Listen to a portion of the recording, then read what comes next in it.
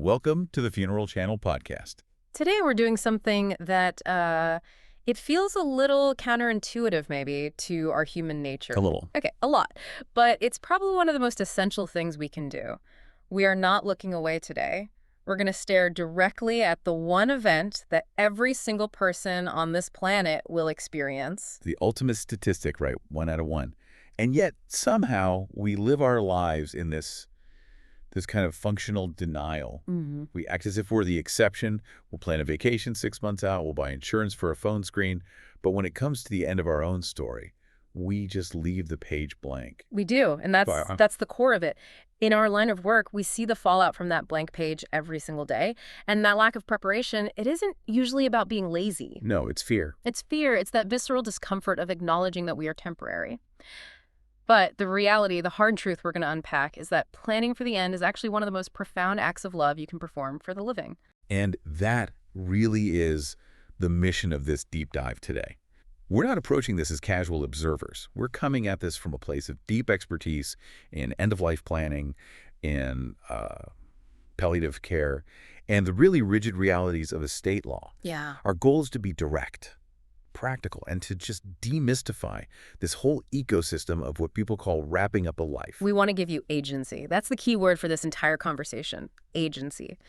Because here's what happens. When you don't plan, the systems take over. The system. Medical system, the legal system, messy family dynamics, they all take over, and they do it chaotically.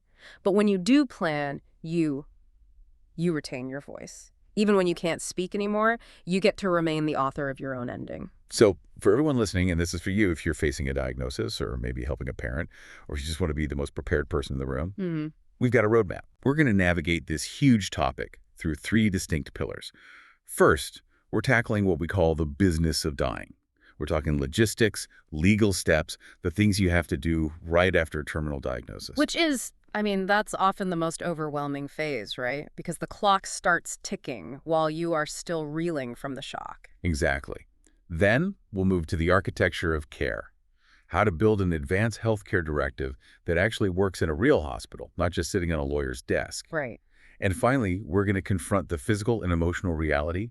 We're going to walk through what actually happens to the human body, and then how you can leave a legacy that goes way beyond who gets the house. It's the full spectrum, from the paperwork to the bedside, all the way to the memory you leave behind. So let's get right into it. That first pillar, the logistics. We call it the business of dying, and we've got a framework, a kind of 10 steps after a diagnosis. This is really where the rubber meets the road. Just picture it. You or someone you love gets a terminal diagnosis. The first reaction, the human reaction, is just emotional paralysis. You freeze. You completely freeze. Your brain stops processing logistics because the grief is it's too loud. But the hard truth is, while you're freezing, the situation is evolving. You have to find a way to get back in control. Right. And that first step in this framework, step 1, it's not calling a lawyer, it's not running to the bank, it's running to the family. Step 1 is the family meeting. And I want to be very, very specific about what this meeting is. This is not a vague, let's all support each other dinner where everyone cries. That's important, of course, but that is not this meeting. Right, yeah. This needs to be a strategy session. You gather everyone, blood relatives, chosen family, anyone who's going to be in that inner circle of care. So what's the main strategic goal? Why do this so formally, so fast? You do it to prevent what we call the daughter from California syndrome. I love that term. It's a real thing in hospitals, isn't it? Oh, it is incredibly real, and it's incredibly disruptive. It refers to that family member who, hasn't been involved day to day. They live far away or they've been emotionally distant. Right. Then they swoop in at the last minute, usually driven by guilt, totally confused about the prognosis, and they start demanding aggressive treatments the patient never wanted, completely overturning weeks of careful planning. So this meeting is about locking in the narrative early. Correct. You get everyone on the same page about the diagnosis, the prognosis, what the goal of care is. You align the team so that later, when things get really hard, you're all moving as a single unit. And part of that alignment has to be assigning roles. This is about dividing and conquering. Oh, absolutely. You cannot have one person doing everything. That's just a recipe for caregiver burnout. You need to assign specific portfolios. Portfolios, I like that. Yeah. Who is the chief financial officer? The person handling bills, bank accounts, insurance claims? Who is the chief medical officer? The one who talks to doctors, keeps the medication list straight, takes notes during rounds, and who is the communications director. The communications director role is so underrated. It is vital. You do not want the spouse, who is already grieving and completely exhausted, having to send 40 individual text messages every single time there's an update. Right. You assign one person to blast out the updates to the whole extended network. It protects the immediate family's energy. It's crucial. Okay, so you've got your team. Now let's talk about the paperwork. Step 6 in our framework is a logistical nightmare people almost always overlook: actually distributing the documents. It sounds so simple, so mundane, but it's absolutely critical. You can have the most beautifully drafted trust or power of attorney in the world, but if it's locked in a safe deposit box, no one has the key to. Or it's on a password-protected hard drive. Exactly. It is useless at 2 in the morning in the emergency room. And we're not just talking about having a PDF on your phone, are we? The requirement for original copies is still a very real thing. It is. Institutions are bureaucratic. They're risk-averse.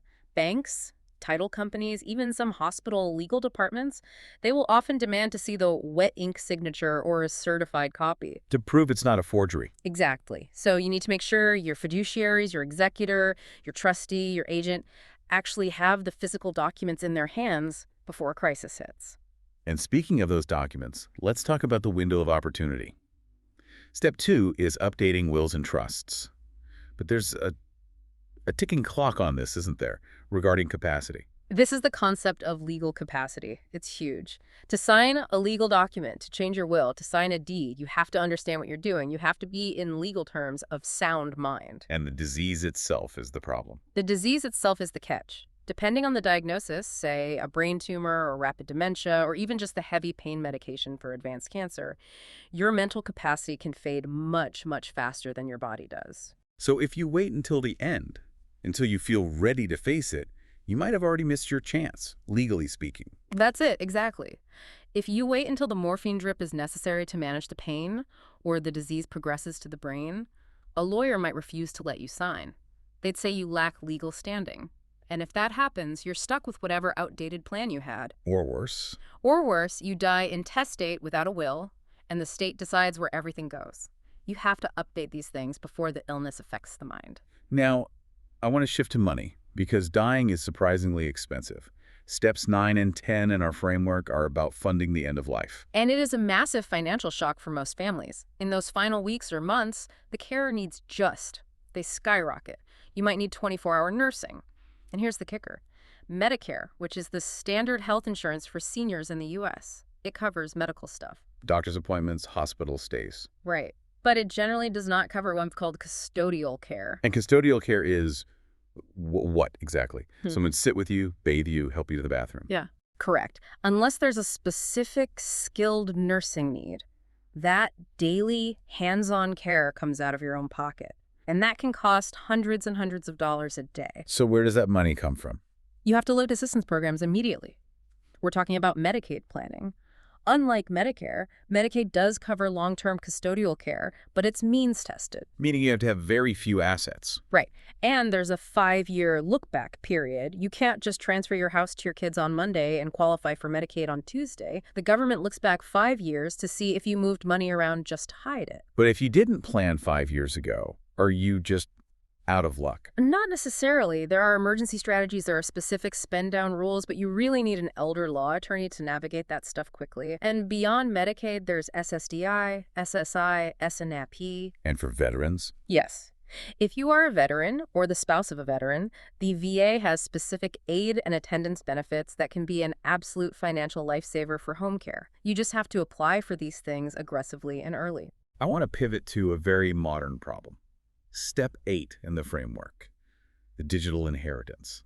This wasn't a thing 20 years ago, but now it's a huge crisis for executors. Oh, it's the modern ghost in the machine. I mean, think about your life right now. If you died today, who shuts down your Facebook? Who can get into your online banking? Who knows the password to your crypto wallet, or even just your email account where all the bills go? And it's not even just about having the password anymore, is it? It's two-factor authentication. Exactly. That's the nightmare scenario. You leave your wife the password to your bank account, but when she tries to log in, the bank sends a 6-digit code to your cell phone. And your phone is locked. And if your phone is locked and she can't get in, she is locked out of the bank. It doesn't matter that she has the password. That's terrifying. So you have to create a master list. Account numbers, logins, passwords, but you also have to make sure your executor can physically get into your device, your phone, your computer. And you need to set up legacy contacts on platforms like Apple and Facebook. What does that do? It allows a person you designate to access your account after you die without needing your password. It's a formal process. The last logistical point I want to touch on is step 4, the funeral plan. This is the ultimate kindness. It really is. Pre-planning and, if possible, prepaying for your funeral. When a family is in the throes of grief, they're in a fog. Their decision-making is compromised. The last thing they have the bandwidth for is trying to choose a casket wood or debating cremation versus burial. And the financial pressure in that industry can be intense. When you're emotional, you're more likely to overspend. You're vulnerable. You hear things like, "Don't you want the best for mom?" And it plays on your guilt. If you make those decisions now while you're rational and arrange the payment, you remove a massive administrative and financial burden from people who are already at their lowest point. You are literally buying them peace of mind. Okay, so that's the business side. It's cold, it's hard, but you have to do it to clear the way so the family can actually grieve.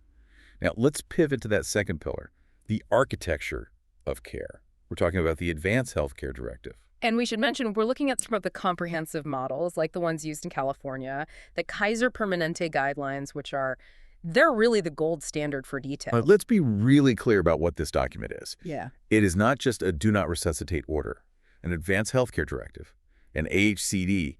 It combines 2 key things. Right. It appoints your decision maker, your agent, and it gives that person the instruction manual, which is your list of preferences.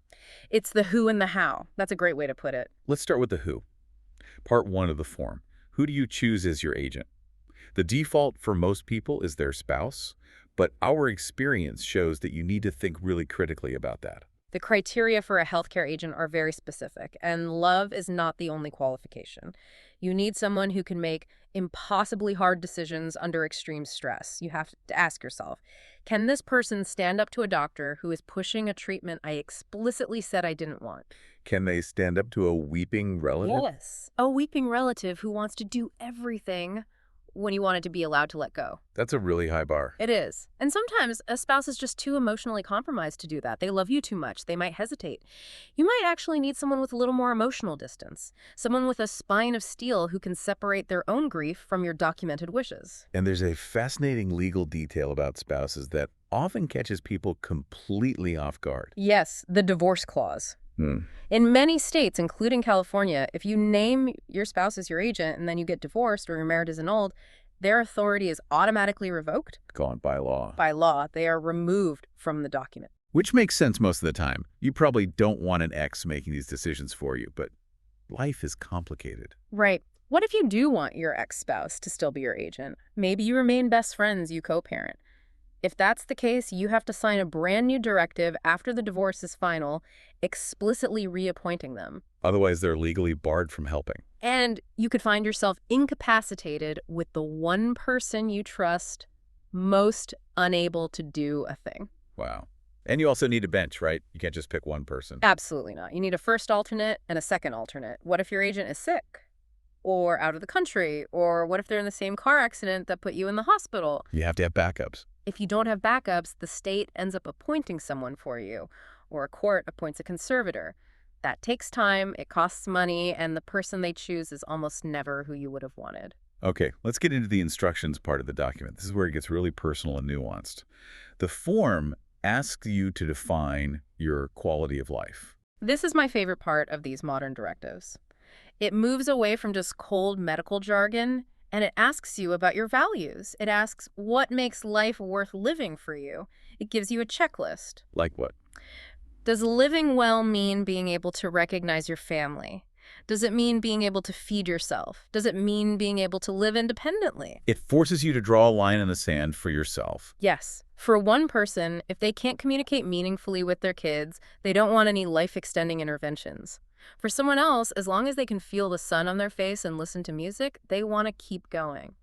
You have to define that line so your agent isn't left guessing in the hallway of an ICU. And once you define that line, you have to apply it to the big interventions: CPR, ventilators, tube feeding, dialysis. These are the life-sustaining treatments, and we have to be realistic about them. CPR on a frail terminally ill patient is nothing like it is on TV. It's violent. It's violent. It breaks ribs. And the statistics for a meaningful recovery, meaning getting back to the life you had before after CPR for a terminally ill patient they're vanishingly low. Tube feeding's another one that really confuses families. Artificial nutrition and hydration, yeah. It can prolong life, technically, but the question the directive forces you to ask is, does it prolong living? Or does it just prolong the dying process? But there's a third option here that I found so empowering. It's not just a binary yes or no to these things. It's the time-limited trial. This is the game changer in palliative care. It addresses the guilt. It lets you say, okay, I'm willing to try the ventilator, or I'm willing to try dialysis for a specific period of time. So like a 2-week trial. Exactly. You give it a test drive. You say, let's try for 2 weeks and see if my body recovers. If there's improvement, great, we keep going. If not, the instruction is to withdraw the treatment. It removes that all or nothing choice. So it lets you see if it's a bump in the road or the end of the road. Perfectly put. It gives doctors a chance to treat a reversible condition like pneumonia without committing you to being on a machine indefinitely. Okay, last thing for this segment. Making it legal. Part 5 of the form. Yeah. You can't just sign it and stick it in a drawer. No.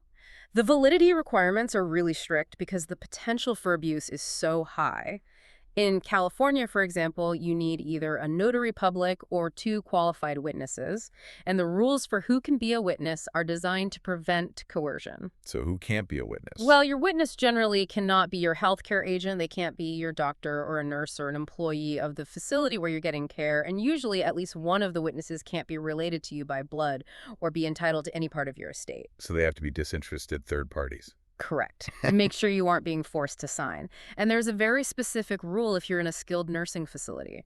It's a state-appointed advocate. They come in specifically to ensure you understand what you're signing and that you're not being pressured by, say, a nephew who wants your house. If you miss that specific signature while in a nursing home, the whole document could be invalid. Wow. Okay, so we've covered the legal framework and the medical instructions. Now we have to move into the third pillar, the physical reality.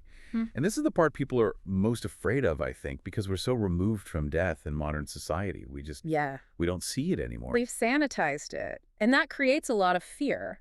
But knowledge is the antidote to fear. When you know what a dying body does, you don't panic. You realize it's a natural physiological process. The body actually knows how to shut down. So let's walk through that timeline. As death gets closer, what happens with the basics, like eating and drinking? This is the #1 source of anxiety for families. The appetite declines, the person stops eating, stops drinking, and families feel this primal urge to feed the patient. They think he's not dying of cancer, he's dying of starvation. But that's not what's happening. No. It is the opposite. The body systems are slowing down, the digestive tract is shutting down, they literally cannot process the calories. If you try to force food or fluids, you can cause choking, aspiration pneumonia, or just painful bloating. So the dehydration isn't painful for them. The evidence actually suggests it acts as a natural anesthetic. As the body dehydrates, it can release endorphins. It's often a peaceful state. The advice is always never push food or fluids. So what do you do instead? How do you provide care? You focus on comfort. You use damp sponges to keep the mouth moist. You use lip balm. The goal is to prevent the sensation of a dry mouth, not to provide nutrition that the body can no longer use. And what about the skin?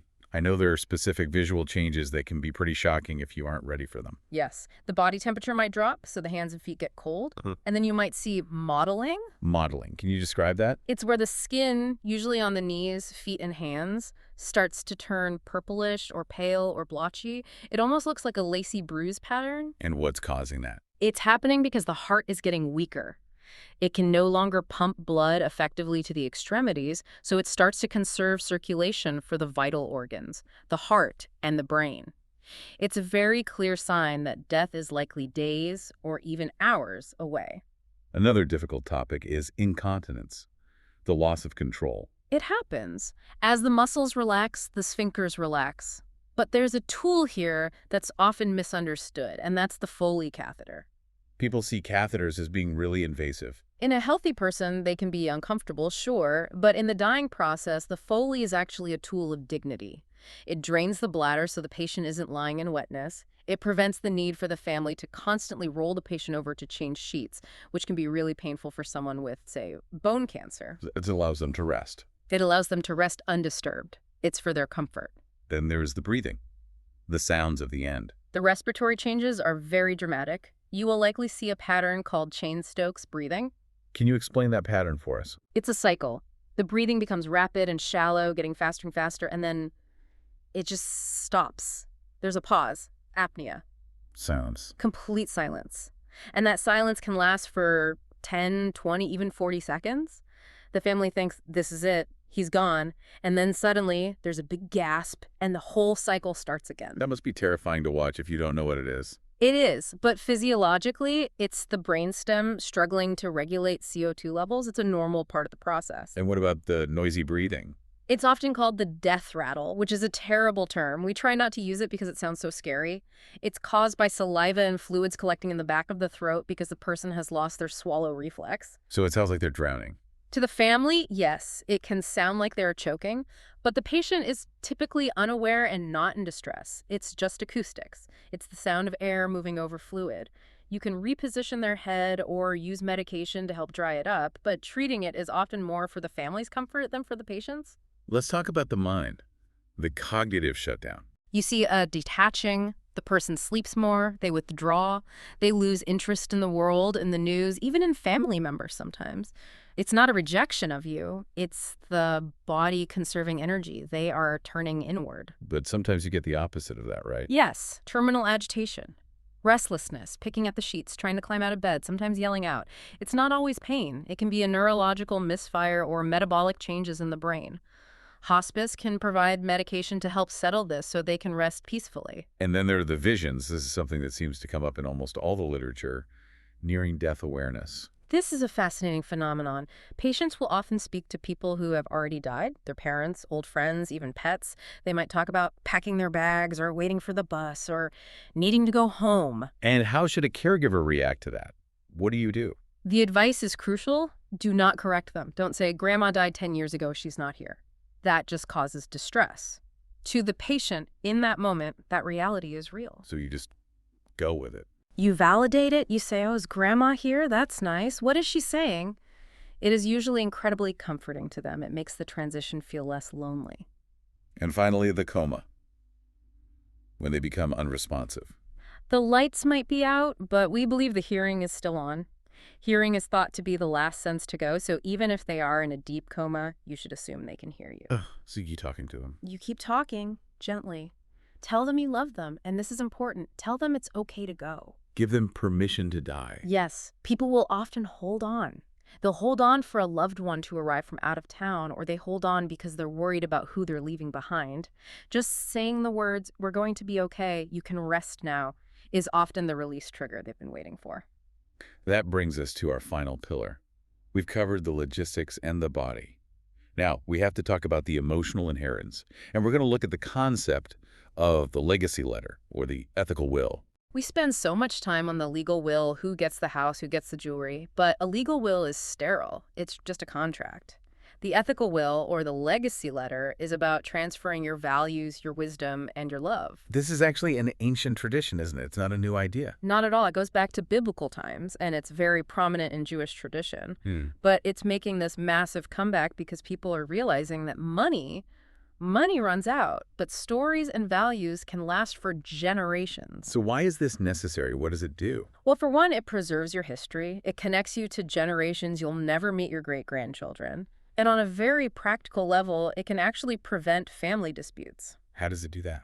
If your heirs understand why you made certain decisions in your will, your philosophy on money or success, or why you gave more to a charity than to them, they're less likely to fight over it. It provides context to the cash. So how do you write one? Most people would just freeze up if you told them to write their legacy. We have a specific framework to beat that writer's block. Right. You don't just stare at a blank page, you follow a structure. First, the introduction. Why are you writing this? Who is it for? Your kids. The world. Second, values. What principles guided your life? Hard work, kindness, faith. And you shouldn't just list the words. Exactly. Don't just say, I valued thrift. Tell a story. I lost my job in 2008, but because I valued thrift and we had saved, our family survived. That's a real lesson. Third is gratitude. Thank the people who mattered most to you. And fourth, this is the really powerful one, regrets. Regrets. That feels risky. Most people want to be remembered as perfect. But perfection is boring, and it's not useful. Sharing your regrets is incredibly powerful. You aren't confessing crimes. You're sharing teachable moments. Like what?